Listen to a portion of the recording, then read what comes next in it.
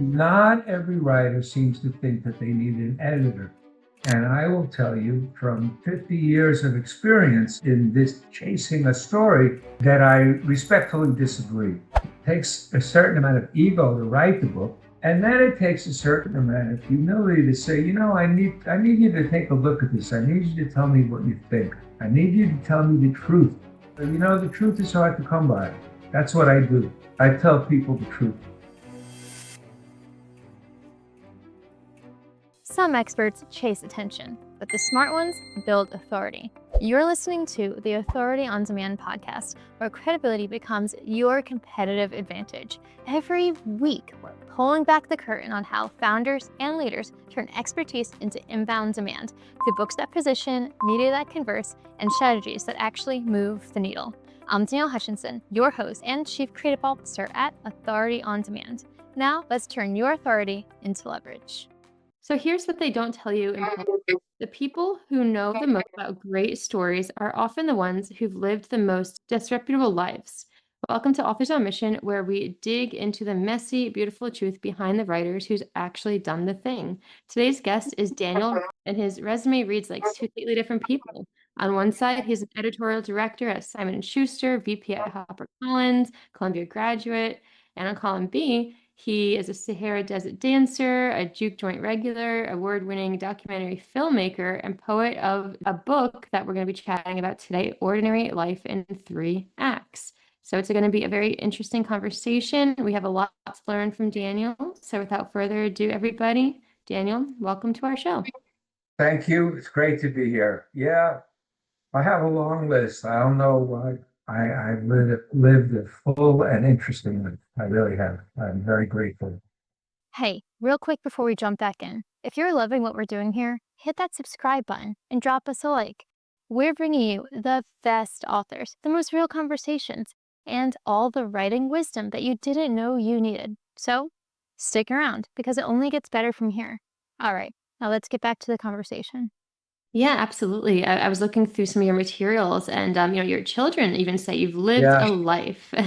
Totally very interesting stuff. So, let's see. I'm wondering if you can share a story about, perhaps something in your life that inspired you to get into the world of reading and writing. You became a publisher and then an author yourself. So, was there a catalyst that inspired that?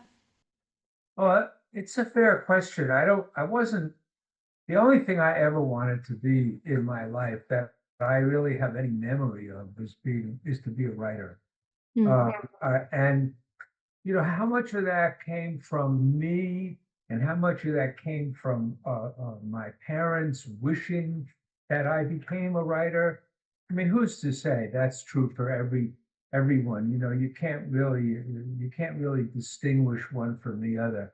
I just know that I wanted to be a writer at an early age, and I pursued it in high school, and I won a senior scholastic creative writing contest, which I don't even know if Senior Scholastic still exists, but at the time when I was in high school, it was a kind of a national newspaper for high school students, and I won first place out of 25,000 entries, and big deal, and library of New York City, and it was quite an event, and I was offered scholarships, and I won a creative writing contest at the University of Wisconsin. So that was just kind of my trajectory. And I've been telling stories and traveling, and music is my passion. And so a lot of my travels around the world have taken me to some very obscure places to hear some wonderful music. It's the love of my life. Yeah, that's incredible. And actually, that's another one of my questions for you. I mean, you've traveled in so many different places. Tell us about one of them that might have inspired you more than others in your writing. Is there one place that you've traveled to just stand out more than others? Yeah, the most wonderful travels that I've had have been about music. I've been to all kinds of incredible places in Morocco, and in Kenya, and in Israel, and in Scotland, and in South Central Los Angeles, and New Orleans, and I've been all over the world really, and a lot of it, not all of it, some of it was for business, but a lot of it was for music. And it's still my passion. I've got thousands, somewhere between 2 and 3 thousand CDs. And just old school. I'm stuck in another century, but that's okay. I'm happy. Yeah, and I mean, now that you mention that, the music does drive you. You actually created a documentary on music, didn't you? Yeah, I did. I did.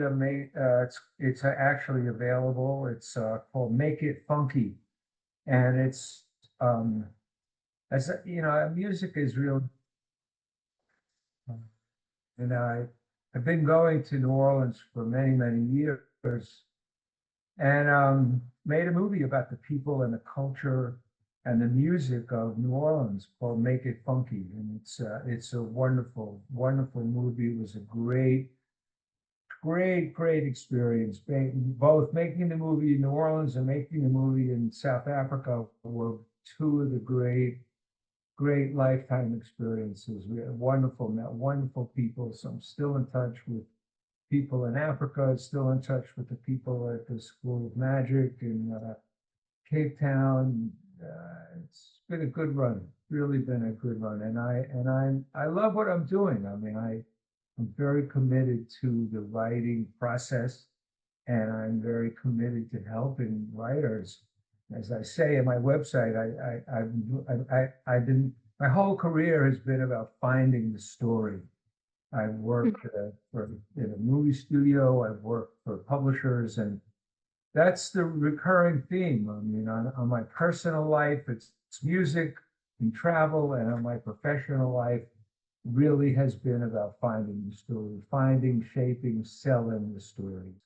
Absolutely. Well, I love that you said that. It's a great motto to have, like chasing the story, finding the story. And especially for the authors listening today, I'm sure we can all relate. It's all about what inspires you, what can we learn from this, and what can be gained, I guess, ultimately, right? So I guess it's kind of what you use in your editing work, for example. I mean, you've worked in some very prestigious publishing companies.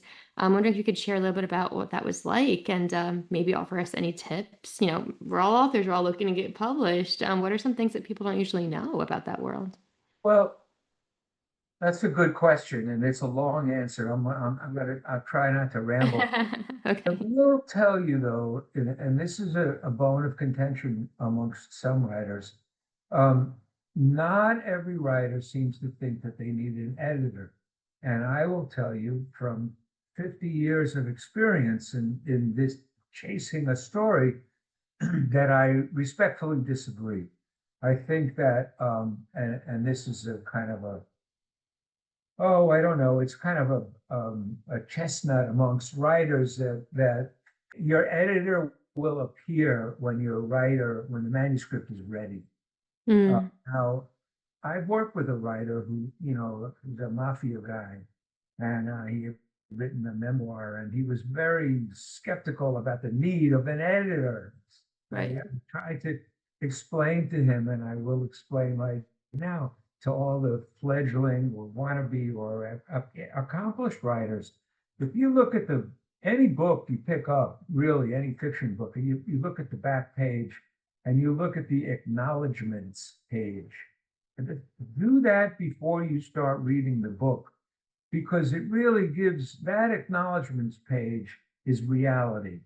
And every writer is parallel to or similar to a mother giving birth, but anybody who's been in an operating room can tell you that there's a lot of people standing around and they all have a job to do. The doctor delivers the baby, the mother gives birth to the baby.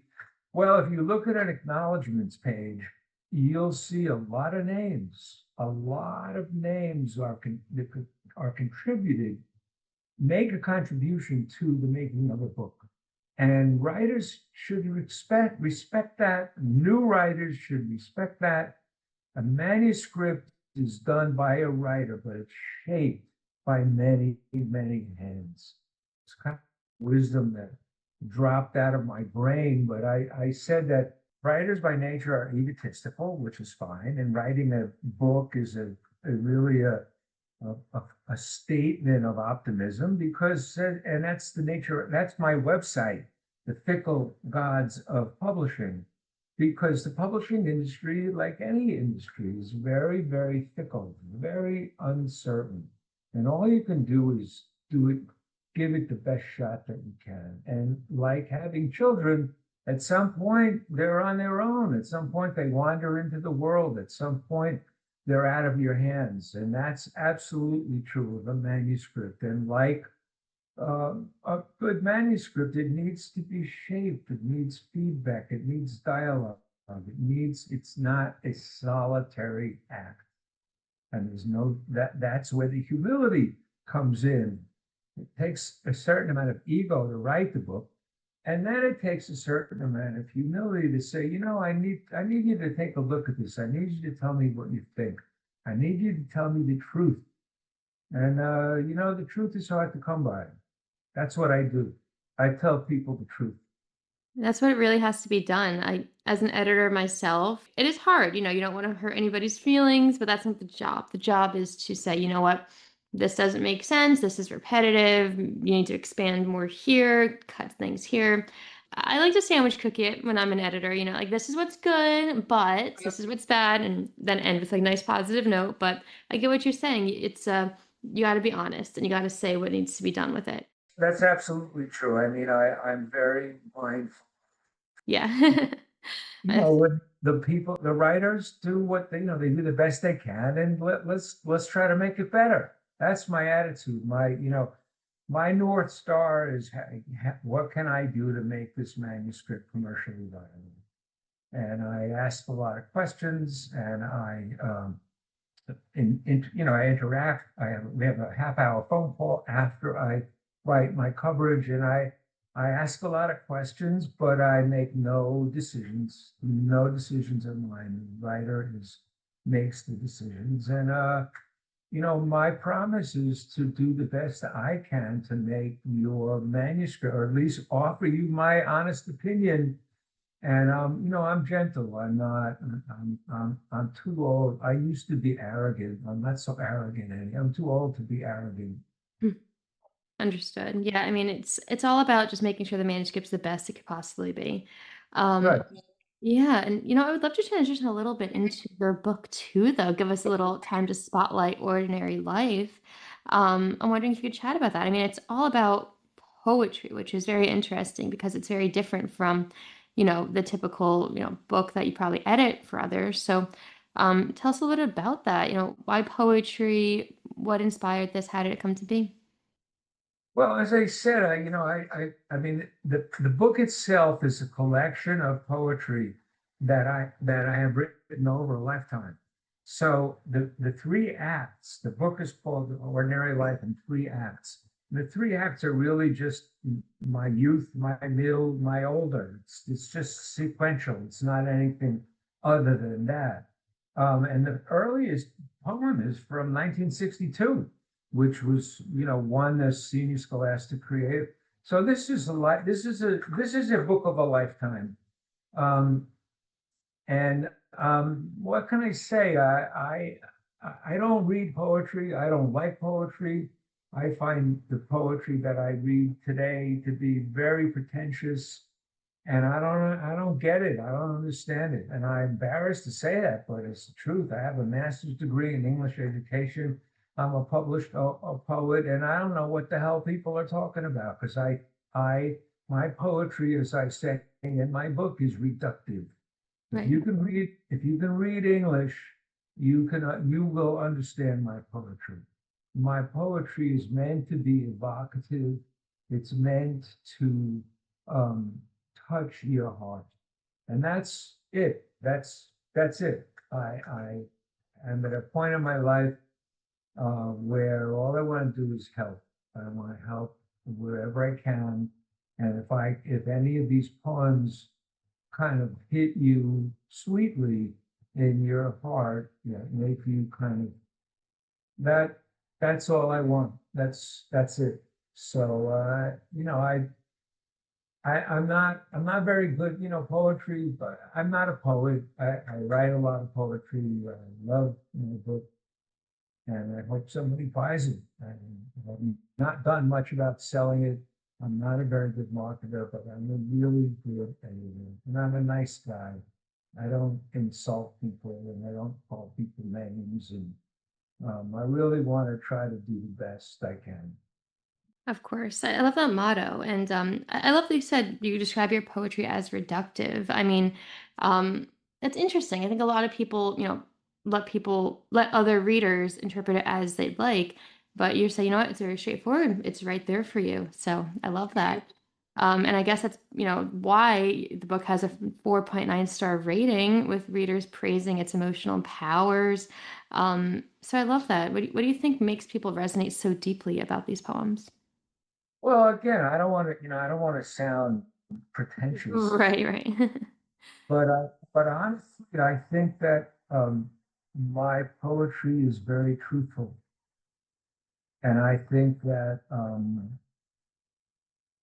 that's the best answer I can give you. I think that the truth, when I say the truth, I mean the emotional truth resonates for people. I think that that's, we as a species, especially in the days that we are living in now, yeah, it's a rough place out there, and there's a lot of pain and a lot of misery, and it breaks my heart. It really does. And my book is an attempt at a hug, it's a hug. Um, I would really like to hug the world, to tell you the truth. I really would. And if anybody reads any single poem in any of the poems that I've written in the last 60 years and feels like they got a hug from me, I'll be a happy man. Yeah, I'd like to send you a copy. I'll be happy to send you a copy. If you just text me or email me your mailing address, I'll have it sent to you directly from Amazon. I'd be honored. Oh, that's very sweet of you. I love to collect books from people I speak with and get to know more about it. And I love that you said it's a hug. I would love a hug. It's a very sweet way to go about talking about your work. You're very humble but very knowledgeable. So I think we could all take a page of advice from that book. And thank you for that. You're very sweet. But hey, as we begin to sort of wrap up the conversation a bit today, I'm curious if you have any specific writing tips for the audience today? Like, what's some stuff that you've learned over all of your experience that writers just like need to know? Well, I mean, that's another, we could spend an hour on that. Okay, reductive, what makes a good story? Uh, the simplest, most reductive answer I can give to that is conflict and resolution. Mm. That's really what a writer needs to focus on. And I'm going to do this quickly because I know we don't have a lot of time. If you don't know what the Aristotle's three-act structure is, that's number two. You need to know what it is. You need to understand it. You need to understand how it affects or doesn't affect you. It's not written in stone, but it's something that you absolutely must be aware of. Number three, and I'm just going off the top of my head here because there's a lot to cover. You have to be aware of your character arc.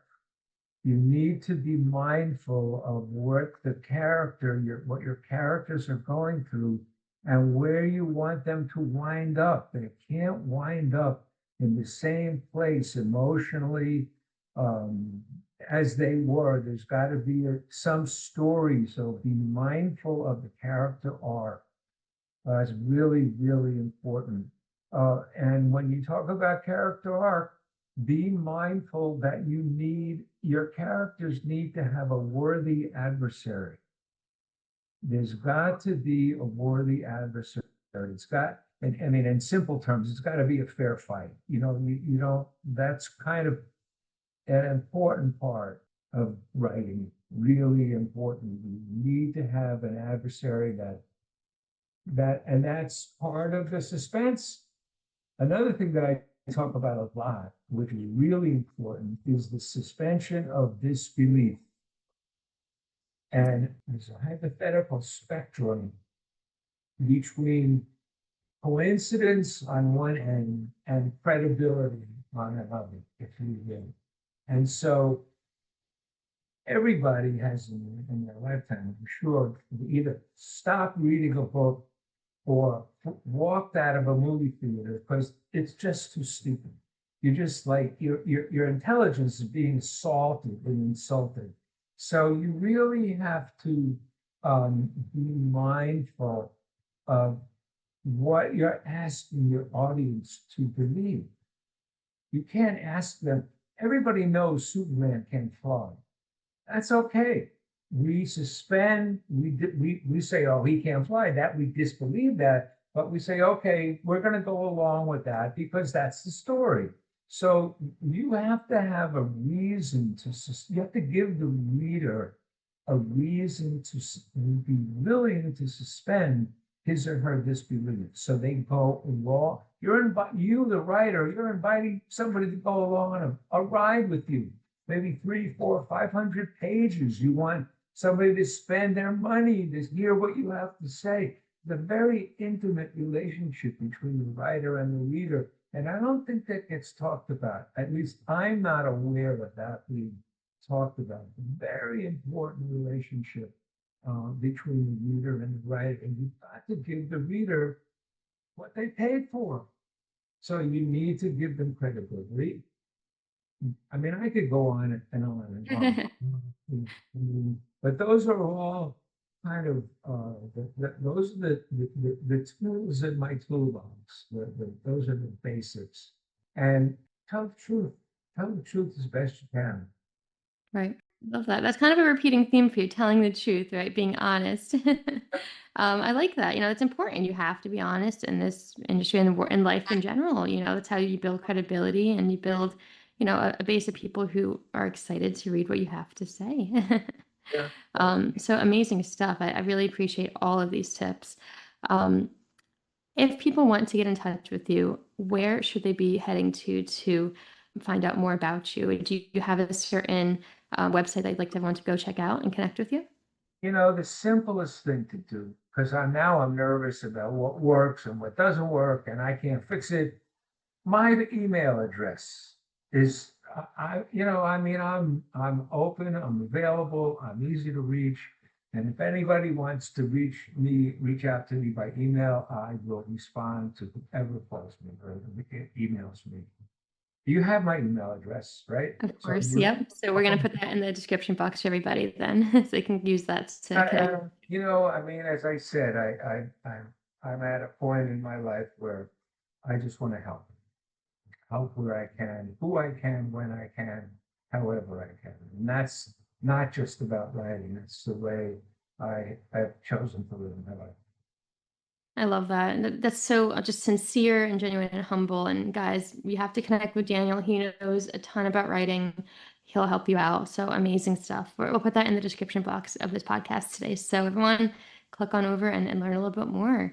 Daniel, this has been a really inspiring conversation. I really appreciate all of the time that you've taken to, come here and chat with us. It's been great. So yeah, everybody, if you're inspired by this conversation today, connect with Daniel, connect with us here at Authors on Mission. We can help you in so many different ways. And until next time, keep writing, keep living, and keep your story authentic and honest.